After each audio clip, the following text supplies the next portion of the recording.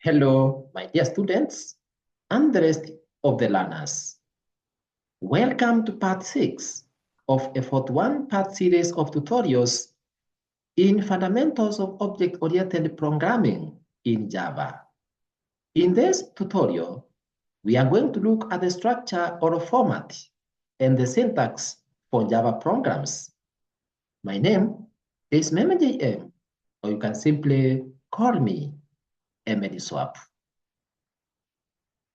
My dear students and the rest of the learners, after you have been able to know how to create a file in Java, the next thing that you need to know are some of the rules or guidelines that govern the way we write our programs in Java, the structure or the format of programs in Java, as well as the syntax or the grammatical rules that govern the writing or coding of programs in Java.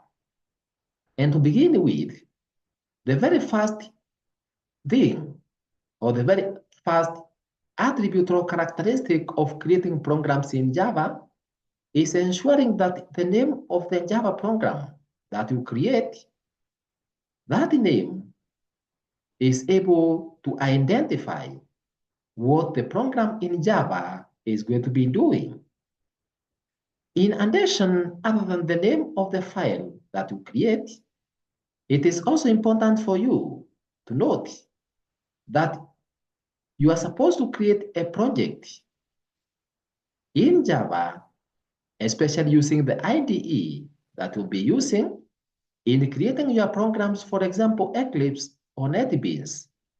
And the name of that project is supposed to match with the name of the file. And also, it is important for that name to match with the name of the class.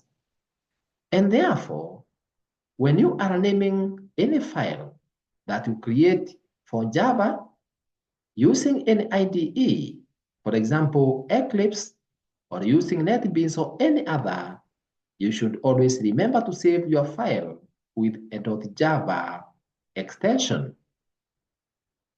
For example, if you are creating a file and the name of that file or that program is for welcoming a person to programming in Java, then if you give the name like Karibu, welcome, or any other, you should save it with a .java extension.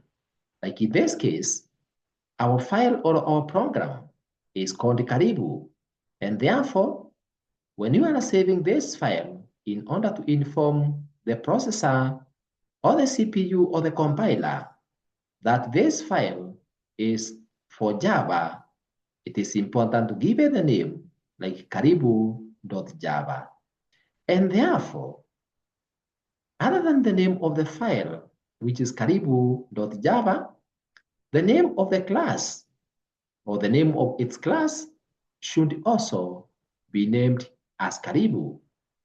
So there are 3 names that should match when you are creating a Java program. For example, when using Eclipse or even NetBeans or any other. Number 1 is the name of the package, the name of the package, or the name of the project, the name of the class, and the name of the file. Therefore, a source file should always end with a .java extension, but this extension must be in lowercase. Remember, as we said from part 1 of this series to part 5, is that Java is case sensitive. Therefore, when you write some names with different types of case, the meanings change and they are treated as different by the compiler or interpreter. And therefore, the .java, the extension Java should be in lowercase. In this case, Karibu is an identifier.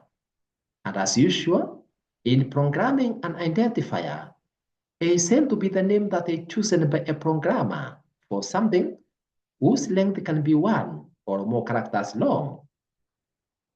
And therefore, the rules for naming identifiers include also the rules of giving your files names or your project name. And therefore, as a reminder, some of the rules of naming identifiers include you should always only use the characters A in lowercase through Z, that is letters of alphabet A, B, C, D, E, F, up to Z or Z in lowercase, or A in uppercase, all the way to Z or Z in uppercase.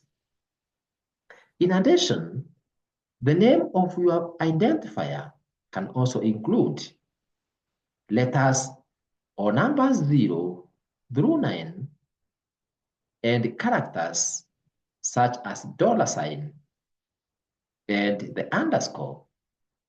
So under the special characters or characters that are allowed to be used when naming variables is or include the $sign and the underscore. An identifier should never have any space in between. And therefore, even if you are giving a name to an identifier, or let me call them variables, that name should never have a space in between. For example, even if you're saying like first name, you know, first and name are different or are separate ones altogether.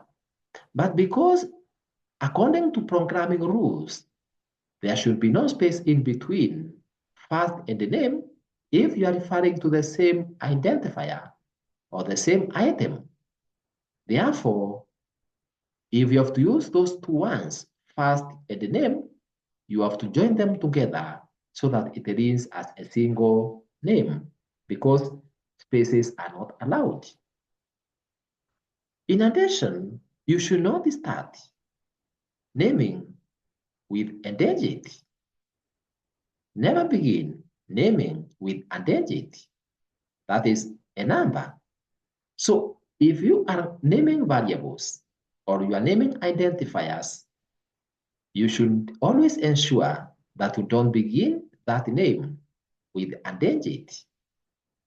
Even if you have to use numbers 0 to 9, don't begin with 8. Don't begin with any of those numbers. Always begin with letters of the alphabet, letter A to Z or A to Z, and then you can include your number at any other point. In addition, always remember that you may have the same name for a certain item, but just as I have said, because Java is case sensitive, the upper and the lower case count as different characters. And therefore, if you are writing the same name, but then you begin with one having a capital letter, or if you include a cap anywhere or a lower case anywhere, even if the name is the same, the meaning will be different, or the compiler, or in other words, the interpreter, or the translator will separate them, will treat each of them as different items, as different names. And therefore, my dear students and the rest of the learners, when coding your programs in Java, it is always important to remember that Java is case sensitive, and therefore you should be consistent in the way you name your identifiers or you name various items. Being consistent, by being consistent, I mean, if you have to use lowercase or small letters, use them consistently as identifiers. If you decide to use uppercase, do the same, but don't mix them up because the meanings will be different. In addition, an identifier cannot be a reserved word.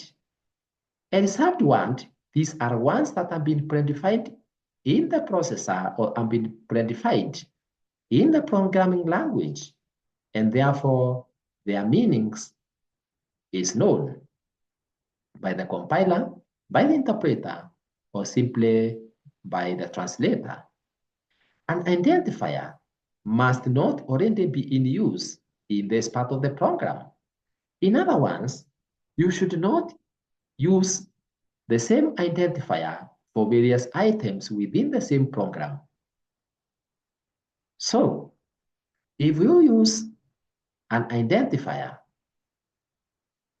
don't use it at the same time in various places to do different things, because an identifier should not already be in use in a program. If it is in use, then give another different name. Use another different name. However, my dear students and the rest of the learners, as we advance in learning programming using Java, we are going to see how you can use the same name, but to have different meanings, especially when we are going to be speaking about methods in this series of presentations.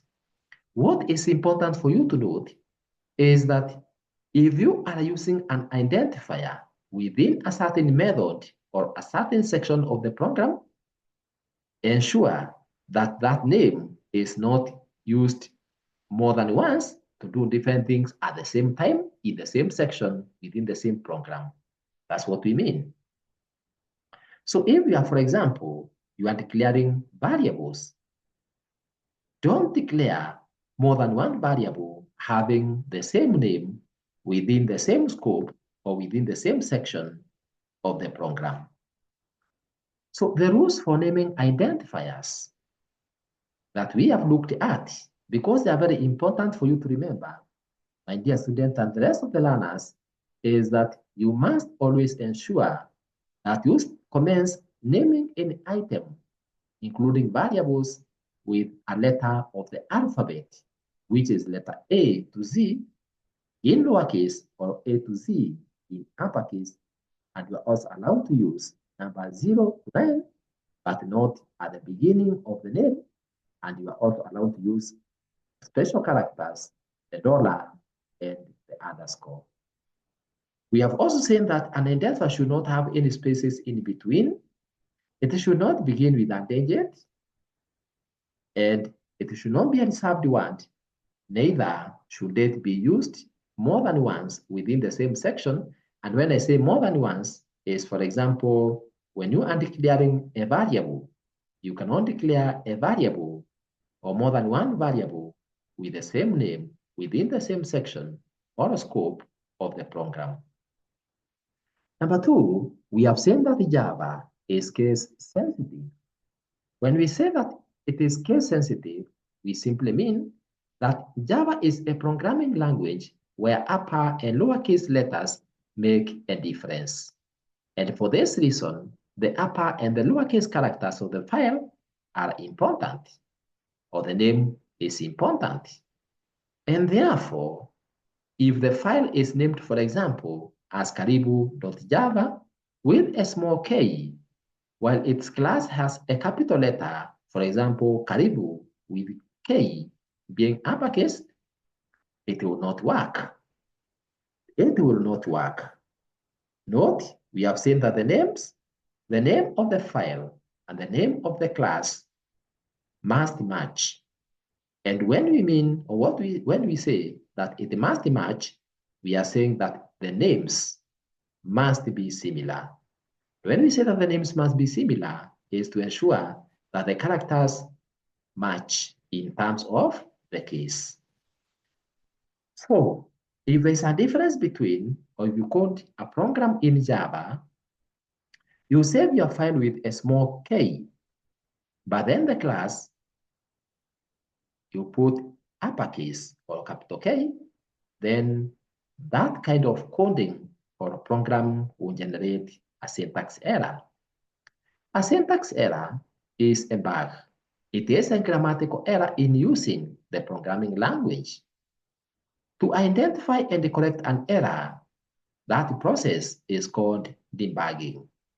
On all computers, the upper and lower case inside a Java program are also important.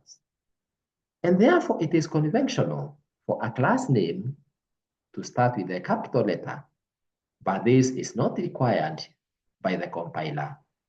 In other words, we are saying, because Java makes use of classes, ensure as a conventional method of naming, ensure that your class names begin with uppercase, inasmuch as that may not be required by the compiler. However, you should follow this convention on your programs so that your programs can be easier to understand. Therefore, every line of code that runs in Java must be inside the class. In addition, the class name should always start with an uppercase first letter. The name of the Java file must match the class name. When saving the file, you should save it using the class name, and then you remember to unload Java to the end of the file name. Number 3 is that lines should be indented in order to show the logical structure of the program. Whereas this may not be required by Java, it makes the program easier to understand. Number 4, it is a good programming practice to include comments in your source code. Comments are very important to be added within your source code because they make the program more readable and easy to be understood by the users. A comment is simply a note that is written to a human reader of a program. In other words, we are saying that the comments that you add within your program are not compiled by the translator, but they are simply meant to help the user understand what each part of the program is doing. A comment can start with either any of the following 2 pairs of characters. The // that is the front slash, and then another slash for a single line comment, or a pair of /* and * to write comment that exceed 1 line. The contents in a comment statement are usually ignored by the compiler. The syntax for adding comments in a Java source code can therefore be as follows if you want to write several lines of text as a comment. So this is an example of a comment that spans more than 1 line. You can see, my dear students and the rest of the learners, with the symbols that we use to tell the compiler or the translator that what we are about to write is a comment. And therefore, if you are going to write comments that span for more than 1 line, it is important for you, my dear students and the rest of the learners, to enclose them within the /*, and at the end, you insert the asterisk and / in that order. You can also do it as follows for a single line. That's a single line comment. You can use 2 /. Therefore, we use comments for the following reasons. Number 1, the comments make our code readable for future reference. Number 2, the comments are used for debugging purposes. Number 3, we can use comments for a code collaboration as it helps peer developers to understand our code. Number 5, the first line in a Java source code is for defining a class with a certain name. For example, a class called Karibu. It is coded as follows: public class Karibu. The word class is used as a reserved word. This is a word that has a special meaning in the system. The reserved ones are only used for the intended purpose because their meaning is predefined in the program. And for this reason, my dear students and the rest of the learners, Java has a set of keywords that are reserved ones that cannot be used as variables, methods, classes, or any other identifiers. These reserved ones include some of the following. The first one is abstract. We call that a non-access modifier.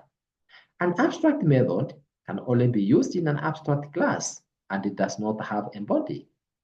The body is provided by the subclass.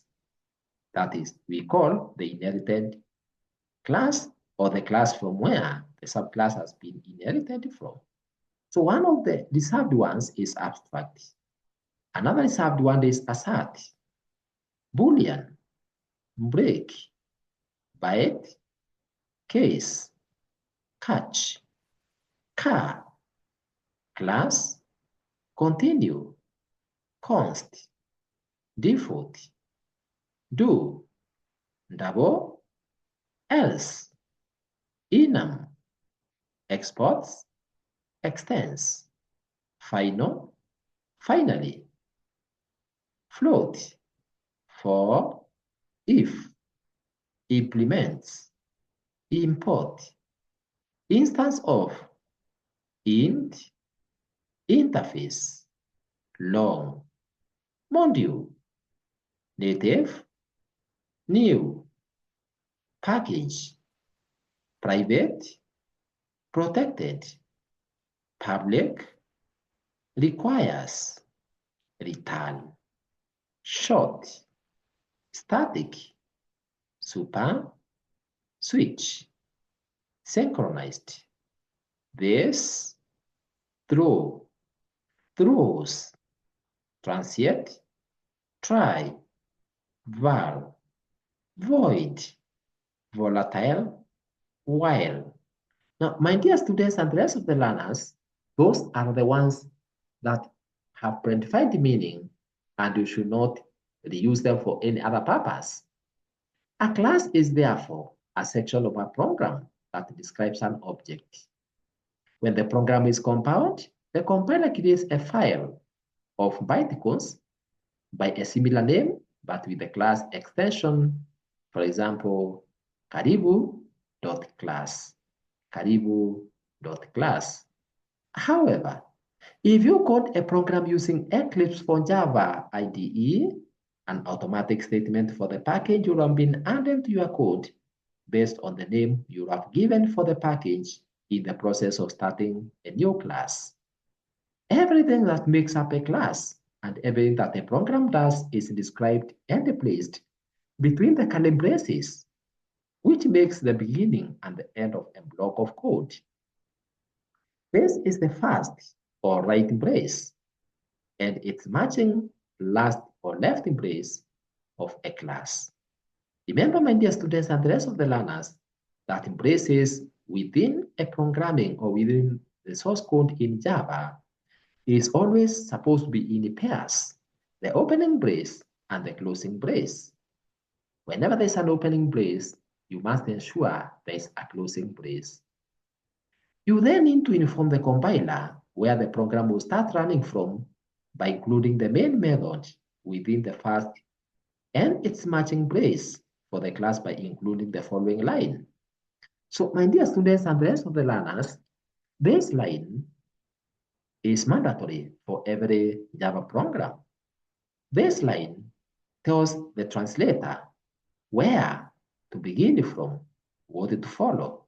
So it coordinates, or the programmer puts the statements under this main or under this statement for the purposes of letting the translator coordinate the way the various instructions in the program are executed.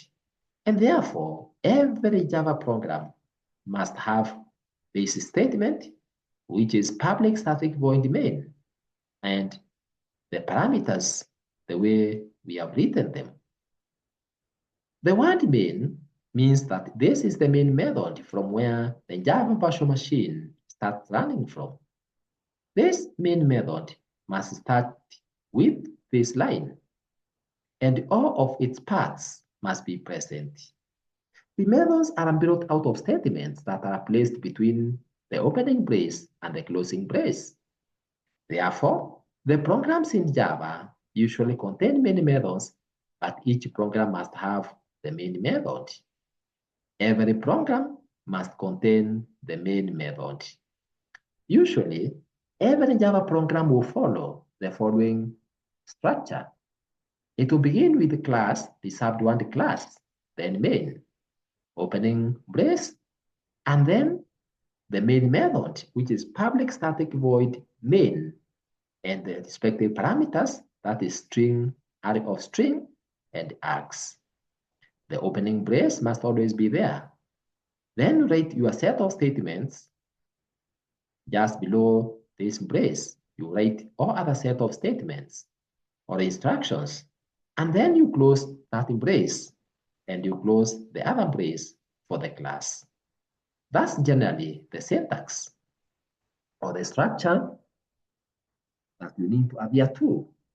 The following is therefore the format for the simplest Java program that I have named as Caribou and is coded using Eclipse. So this program can look as follows. One, the package is Caribou. The package. This is like the name of the project. The name of the project, the name of the package, and the name of the class, we have said they must always tally or they must rhyme in terms of the ones and in terms of the characters. From there, we put our comment. So this is our comment, simplest Java program. Remember, anything you put in the comments can be in any language because the content is not translated by the interpreter, compiler, or translator. Then we have public class Caribou. Public class Caribou. You can see that anytime we are speaking about a class, the next thing that's supposed to follow the header is the opening brace. And then, as usual, you must include the main method that coordinates and controls how execution will be done within your program. And then under it, because it's a method, we have the opening brace. And any other statements that you would like to include. Then you close that brace and you close the brace for the public class. So the following is a program that you can code to indicate how a compiler or how the Java program can be coded, and more so, this program indicates the syntax and the structure of a simple program in Java. So let's code a small program. Let's code a small program so that, my dear students and the rest of the learners, you can see how our structure for a program will look like. And note or remember that this will be the format of our program. It will be the format for our program. So, for you to be able to code, you have to launch or begin or commence Java, and this is done by launching the IDE. For example, Eclipse. For example, Eclipse. So how do we proceed? How do we write our first program in Java? To write your first program in Java, you do the following. So, for us to be able to write our program, our Java program, we first of all, just as I've said, have to launch our IDE. In this case, we are going to commence or start Eclipse. If you're using NetBeans, you can open it or any other IDE. Now, in our case, you can always launch, or there are various ways of launching the IDE, such as Eclipse, and one of the ways is to launch it from the desktop. Like if you see an icon like this one, this is for launching, or it is for IDE. So what you do, You just double click it. You just double click that icon if it's available. You can double click like that, or you right click on it and click on open. So once you have double clicked your IDE like Eclipse, or once you have opened it, you give the program time to load or to start. There we go. You can see that our Eclipse has been launched. Let me close that, and then I show you the other way of doing the same. If the icon is not available in your desktop, you can click on this section of your screen, this part here. You can click on this part here, then type what you are looking for. And what are we looking for? It is our IDE program. So you click there and type, for example, Eclipse or NetBeans. If you are using, for example, NetBeans, you click or you type there under search, you type NetBeans. If NetBeans is installed, you'll be able to see it. Like here it is, Apache NetBeans. So my interest is Eclipse. So I'll type here under search button, I'll type Eclipse. So those are the two main ways. Though you can also click on Start menu, you can also click on Start menu, and then you click on the program that you want to launch. So the Start menu is here. So you can click on this menu in your computer and then go to the list of applications under the Start menu and then look for, just scroll for Eclipse, for example. So just scroll, let's scroll and see whether we can see Eclipse. As you can see, my dear students and the rest of the learners, it seems that we don't have a shortcut here for Eclipse. If you scroll slowly, let's scroll slowly and see, because you might have it. We don't have the name of the application directly, but you can see there is a folder for Eclipse. So you click on this folder for Eclipse, and then you can see that now our various Eclipse programs or links are being displayed there to start various items. So you look for the one for Java developers. Remember that an IDE like Eclipse can be used to code other programs like C and C++, and others develop websites, DSL, etc. So what you click is the option for Eclipse IDE for Java developers, Eclipse IDE for Java developers. So let me click on Eclipse IDE for Java developers, and this time I'll click on this option. You also do the same in your computer, whichever method you use to search for your application or for your IDE, whichever option you use, whether you double click an icon on desktop or you search for what you are looking for, like Eclipse from the search button, or you click on Start menu, Start button, then from the list of programs, you click on the one which you are looking for. Whichever method you use, what is important is for you to know how to open your Java program. So our IDE is open. Our IDE is open. And what we need to do now, and this, my dear students and the rest of the learners, I've explained in my previous presentations, even how to launch NetBeans or how to launch Eclipse to enable you to code your Java programs. So we have launched our IDE, which is Eclipse. So how do you proceed next to create your program? And this will always be done. You will always do this anytime that you are writing any program for Java.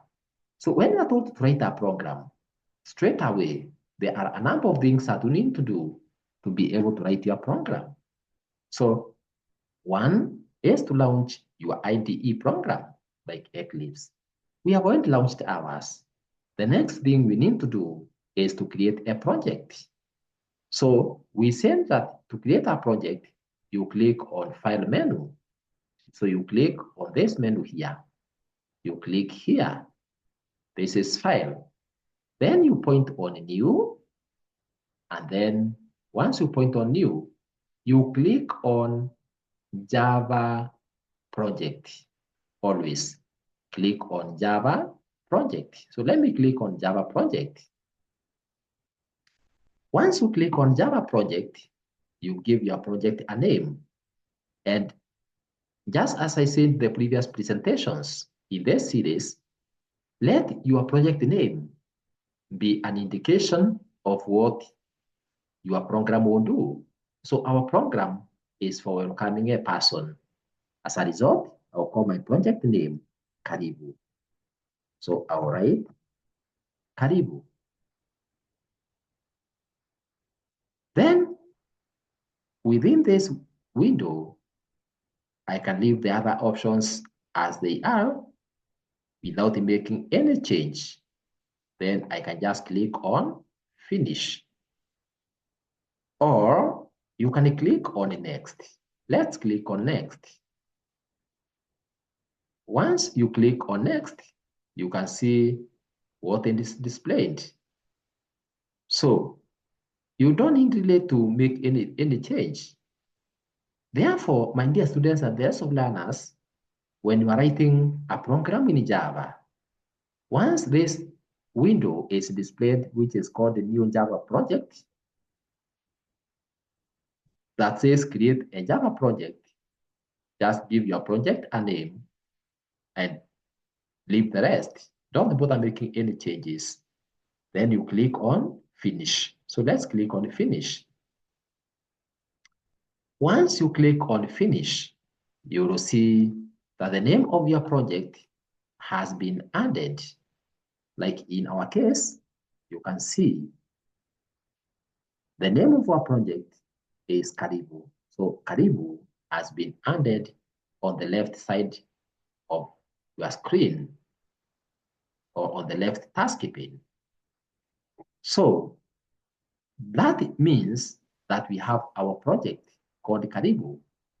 And as you can see, my dear students and the rest of the learners, when you come at this point, once you create your project, you'll find that there may be other projects that have been created or had been created before by other users of your computer or even by yourself.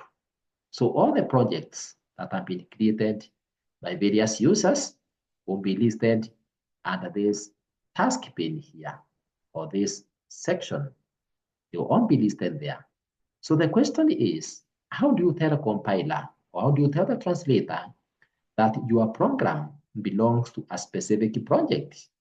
Because you should always organize your projects or you should always organize your files in terms of projects. So the next thing you need to do now is to create a file. Now to create a file, you right click on your project's name. So you right click on your project's name that way. Once you right click, you point on new, and then this time round, you are creating a class. Remember, the files in Java, all instructions in Java are coded within the classes. Remember, Java is an object-oriented program which makes use of classes and objects. So you point on new, and then you click on class. So you click on class. Once you click on class, you can see that this window or dialog box has been displayed. Under it, you need to set a number of things. As you can see, my dear students and the rest of the learners, is that you have been given a suggestion of the source folder where your source programs will be kept. You can continue with it just as it is, or you can click on browse and search for a different folder. In my case, I want to leave it just as it is. And therefore, the next thing you need to note is the name of the package. You can see we called our project Karibu. And as a result, you can see the source file has been named as Karibu/src to mean the source file. And you can also see that the name of our package has been given the name, and the name is Karibu. So the only part that you can change, that you can make some settings, is this part here. There's this part which has the name,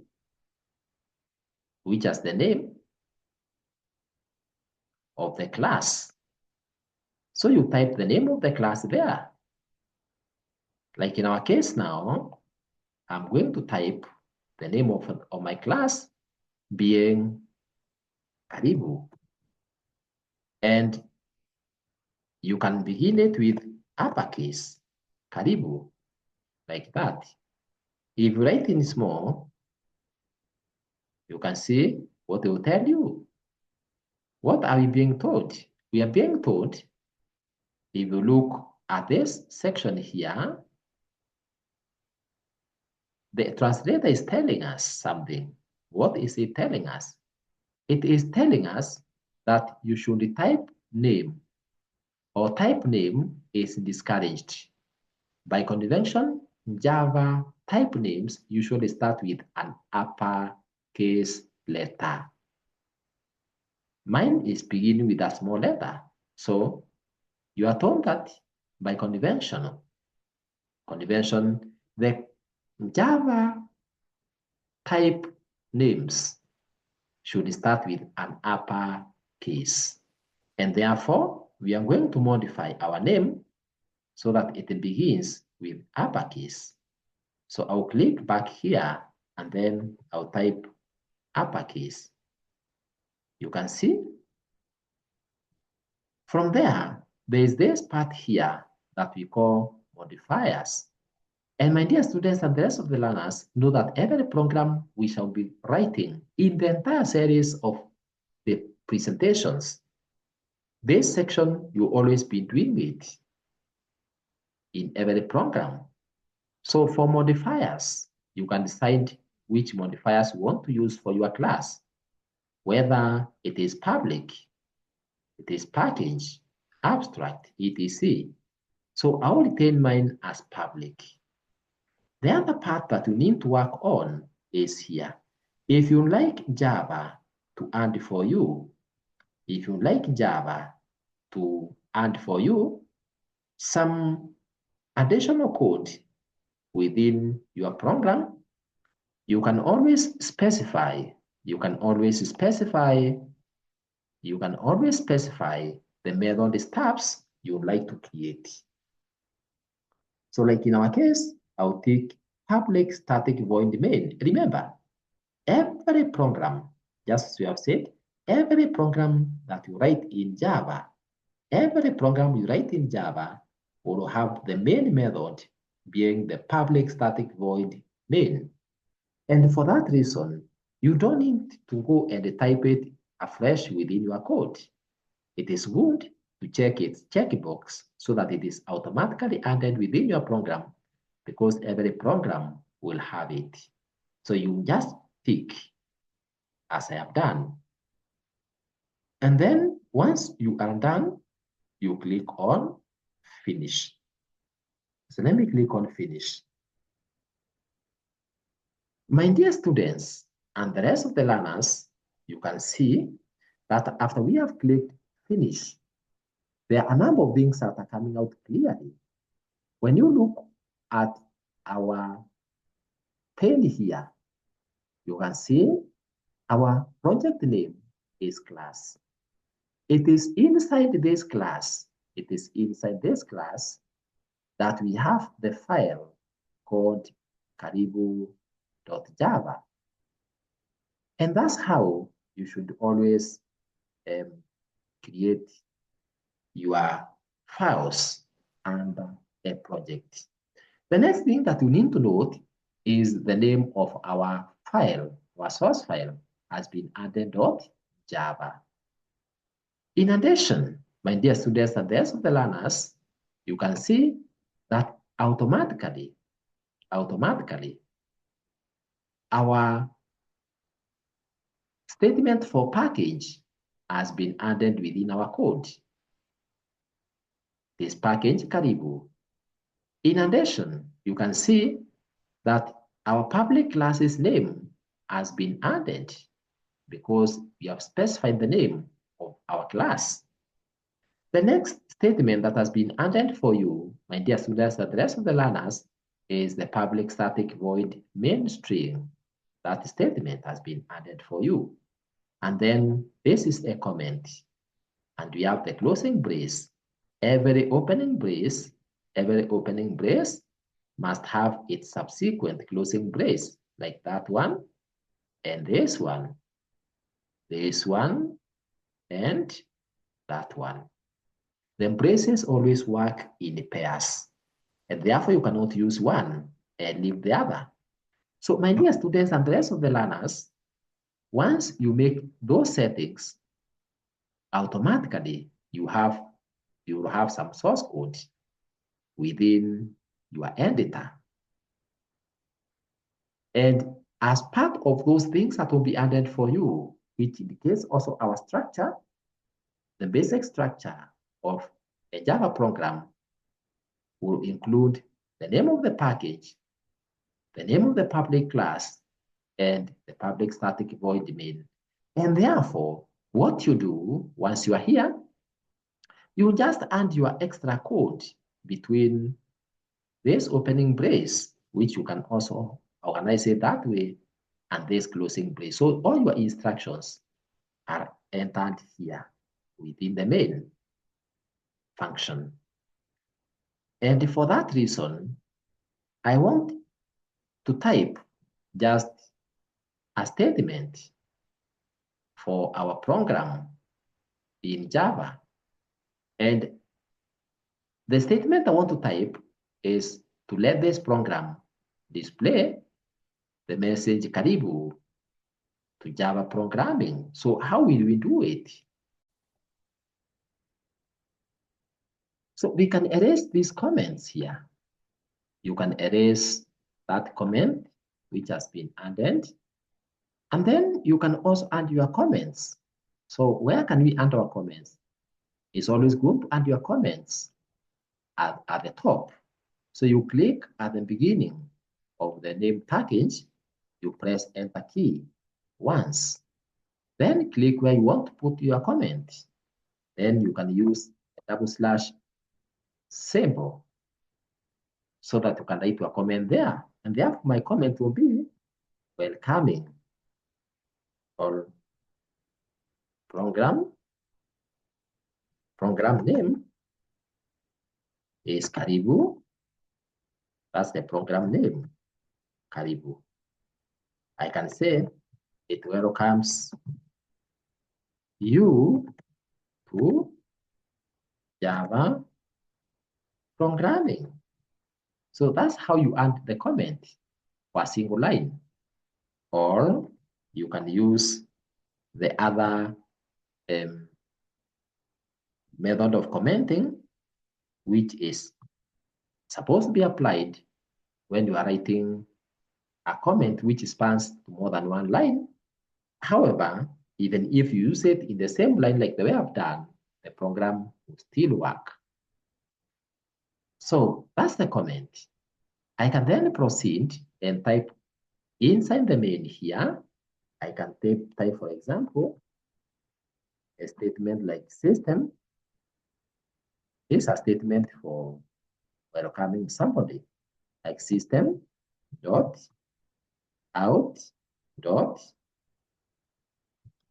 print line. Then I can type a statement like hi, karibu, karibu to Java programming, karibu to Java programming tutorials.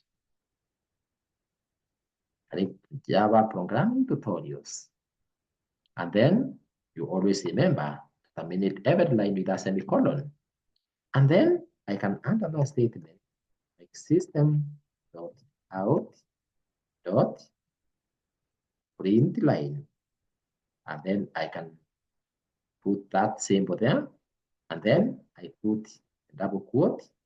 Then I can write by